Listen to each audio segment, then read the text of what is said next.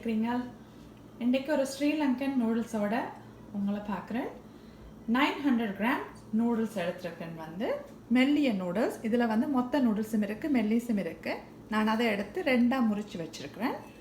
அதோட பார்த்தீங்கன்னு சொன்னால், நான் உங்களுக்கு ஆல்ரெடி புட்டு மிக்ஸ் அப்லோட் பண்ணிக்கல, அந்த வீடியோ அப்லோட் பண்ணியிருந்தேன். எப்படி கத்திரிக்காய் உருளைக்கிழங்கு மிக்ஸ் எல்லாம் பொரிக்கிறேன்னு சொல்லி அந்த சேம் மெத்தட் தான் நான் இதில் எடுத்துருக்கிறேன். வந்து ஒரு கத்திரிக்காய், 2 உருளைக்கிழங்கு, கருவேப்பிலை, கேரட் எல்லாத்தையும் உப்பு மிளகாத்தூள் போட்டு மிக்ஸ் பண்ணி பொரிச்சு வச்சுருக்கிறேன்.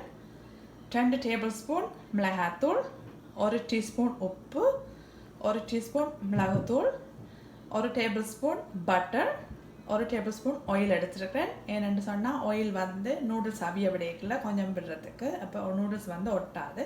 வாங்க வீடியோக்கு போகலாம் அப்படி செய்கிறேன்னு. சின்ன சட்டி ஒன்று எடுத்துருக்கிறேன். அதுக்குள்ளே நான் கேட்டிலுக்குள்ள ஆல்ரெடி தண்ணி கொதிக்க வச்சுருக்கிறேன். என்னென்னு சொன்னால் இதில் கொஞ்சம் அடுப்பில் டைம் எடுக்குமெண்டபடியாக கொஞ்சம் கூட தண்ணி விடணும். என்னென்னு சொன்னால் அப்போ தான் நூடுல்ஸ் வந்து மேலே நின்று அவியும். கொஞ்சம் ஆயில், கொஞ்சம் உப்பு.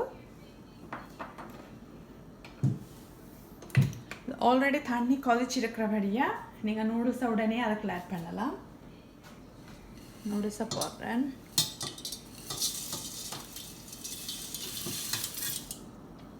நூடுல்ஸை போட்டுட்டு ஒரு ஃபோக்கால் கிளறி விடுங்க. என்னென்னு சொன்னால் ஒட்டாமல் இருக்கும். நீங்கள் அப்படியே விட்டுட்டீங்கன்னு சொன்னால் அதெல்லாம் மொட்டுப்பட்டு எடுக்க இல்லாமல் இருக்கும். கொஞ்சம் கிளறி விட்டுங்க. 5 மினிட்ஸுக்கு இப்படி கிளறி விட்டிங்கன்னு சொன்னால் எல்லாம் தனித்தனியாக வந்துடும். நாங்கள் ஆல்ரெடி ஆயிலும் விட்டுருக்குறேன்.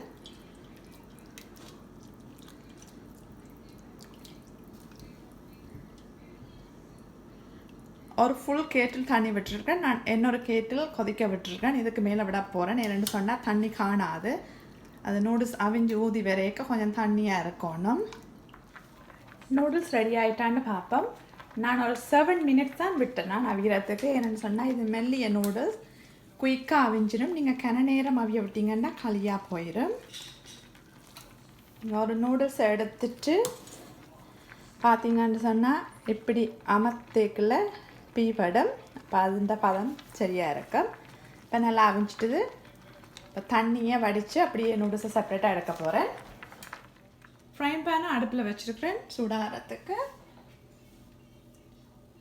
ஒரு டேபிள் ஸ்பூன் பட்டர் ஆட் பண்ணுவேன். நீங்கள் ஆனியன் ஒன்றும் ஆட் பண்ண தேவையில்லை. ஏன்னா நான் ஆல்ரெடி எல்லாம் பொரிக்கேக்கில் எல்லாத்தையும் மிக்ஸ் பண்ணி பொரிச்சிருக்கிறேன். உங்களுக்கு தேவைன்னு சொன்னால், இல்லை நீங்கள் வேறு மிரக்கறியல் ஆட் பண்ணணுமென்னு சொன்னால் வெங்காயம் மற்ற மிரக்கறியெல்லாம் ஆட் பண்ணலாம். நான் இன்றைக்கு அதை ஆட் பண்ணல. வந்து பட்டர் வந்து மெல்ட் ஆகட்டும். இது சிம்பிளான நூடுல்ஸ் வந்து நீங்கள் குயிக்காக செய்யலாம். இந்த நூடுல்ஸுக்கு சிக்கன் கறி அல்லது சோயா மீட் கறி வச்சிங்கன்னு சொன்னால் நல்ல டேஸ்ட்டாக இருக்கும். கிட்ஸும் விரும்பி சாப்பிடுவீங்க. நான் இன்றைக்கு சிக்கன் கறி தான் வச்சுருக்கிறேன். பட்டர் மெல்ட் ஆகிட்டுது. இனி அதுக்குள்ளே மிளகாத்தூளை போட போகிறேன். ஏன்னா கொஞ்சம் ஸ்பைஸியாக நூடுல்ஸ் இருக்கிறதுக்காக தான் நான் மிளகாத்தூளை ஆட் பண்ணுறேன். 2 டீஸ்பூன் ஆட் பண்ணுறேன். உங்களுக்கு இப்போ ஸ்பைசி தேவையில்லைன்னு சொன்னால் நீங்கள் கொஞ்சம் ஆட் பண்ணலாம். ஆல்ரெடி உப்பெல்லாம் நான் போட்டிருக்கபடியாக நான் உப்பொன்னும் போடலை. பட்டருக்குள்ள ஏன் மிளகாத்தூளை போடுறேன்னு சொன்னால் கொஞ்சம் அந்த மிளகாத்தூள் மணம் போகிறதுக்காகத்தான் நான் பட்டருக்குள்ளே போடுறேன். நீங்கள் தனியாக மிளகாத்தூள் நூடுல்ஸுக்குள்ள ஆட் பண்ணிங்கன்னு சொன்னால் அந்த மணம் இருக்குது, மிளகாத்தூள் மணம் இருக்குது. ஒரு 2 மினிட்ஸ் விட போகிறேன் பட்டருக்கு மிளகாத்தூளை.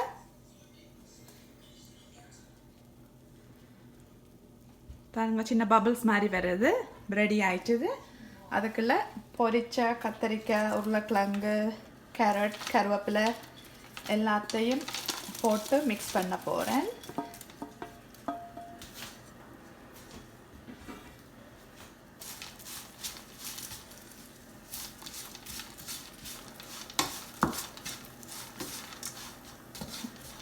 பொரிச்ச உருளைக்கிழங்கு, கத்திரிக்காய் எல்லாத்துலேயும் அந்த மிளகாத்தூள் ஃப்ளேவர் வந்து சேரணும். அப்போ நீங்கள் நல்லா மிக்ஸ் பண்ணணும். ஒரு 2 மினிட்ஸ் வந்து நல்லா மிக்ஸ் பண்ணணும். எல்லாம் மிக்ஸ் பண்ணப்பட்டுட்டது. இனி நூடுல்ஸை வந்து ஆட் பண்ண போகிறேன்.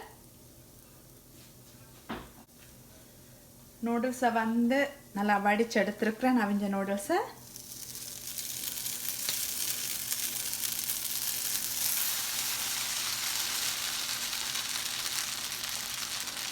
அடுப்பை வந்து லோவில் விடுங்க, கூட்டி விடாதீங்க. கூட்டி விட்டீங்கன்னு சொன்னால் டக்குன்னு கீழால் எரிஞ்சிடும். இனி அதை போட்டுட்டு நூடுல்ஸை போட்டுட்டு கொஞ்சம் கொஞ்சமாக மிக்ஸ் பண்ணுங்க. உங்களுக்கு நீங்கள் சூடாக மிக்ஸ் பண்ணாமல் கொஞ்சம் ஆற விட்டுட்டு மிக்ஸ் பண்ணுறேன்னு சொன்னாலும் நீங்கள் மிக்ஸ் பண்ணலாம். ஆனால் வந்து நூடுல்ஸை வந்து கொஞ்சம் தண்ணியிலேருந்து வடித்து எடுத்த கையோடு போட்டு மிக்ஸ் பண்ணிக்க குயிக்காக மிக்ஸ் பண்ணப்படும். கண்ண நேரம் ஆற விட்டீங்கன்னு சொன்னால் கொஞ்சம் குழஞ்ச மாதிரி வந்துடும். ஒரு 5 minutes நல்லா மிக்ஸ் பண்ணுங்க. மிக்ஸ் பண்ணால் தான் டேஸ்டாக இருக்கும். நூடுல்ஸ் எல்லாம் நல்லா மிக்ஸ் ஆகிட்டுது. பாருங்க அப்படி இருக்கண்டு எல்லாம் எண்ணெயில் நல்லா பொரிச்சபடியாக கமக்கமாண்டு நல்லா வாசமாக இருக்குது. இது வந்து நாங்கள் நெடுகளும் செய்யவே இல்லை, எப்பாலும் இருந்துட்டு தான் செய்வோம். என்னென்னு சொன்னால் எண்ணெயில் பொரிக்கிறது உண்மையாக கூடாது. இப்போ சம்மர் வெரைட்டியில் தான் அதிகமாக செய்கிறேன் நாங்கள் வந்து, கொலஸ்ட்ராலாக இருக்காதுன்றதுக்காக. இப்போ உங்களுக்கு நான் பிளேட்டில் எப்படி சிக்கன் கறியோடு சர்வ் பண்ணுறேன்னு சொல்லி காட்டுறேன் பாருங்க. நூடுல்ஸை எப்படி சிக்கன் கறியோடு சர்வ் பண்ணணுமென்னு சொல்லி காட்டியிருக்கிறேன் பாருங்க. உங்கள்கிட்ட யாராவது விசிட்டர்ஸ் வந்து திடீரெண்டு வரணுமென்று சொன்னால் நீங்கள் என்ன சாப்பாடு செய்யணுமெண்டு கறி வைக்கணுமா அப்படின்ட்டு யோசிச்சு கொண்டிருக்க தேவையில்லை. குயிக்காயே எல்லா மிளகறியிலையும் போட்டு பொரிச்சிட்டு இப்படி நூடுல்ஸ் போடலாம். உங்களுக்கு நீங்கள் சிக்கன் கறி வைக்க டைம் எடுக்கும் அப்படின்ட்டு சொல்லி சொன்னாலும் கறி தேவையில்லை. வந்து சில பேர் தான் அதிகமாக கறியை விரும்புவினா. நீங்கள் ஆட்டிறைச்சியோ அல்லது உங்கள்கிட்ட ஏதாவது கறி இருந்தாலும் நீங்கள் அதோடையும் சர்வ் பண்ணலாம். பிடிச்சிருந்தா லைக் பண்ணுங்கள், கமெண்ட்ஸ் பண்ணுங்கள், ஷேர் பண்ணுங்கள், சப்ஸ்கிரைப் பண்ணுங்கள். தேங்க்யூ, பாய்.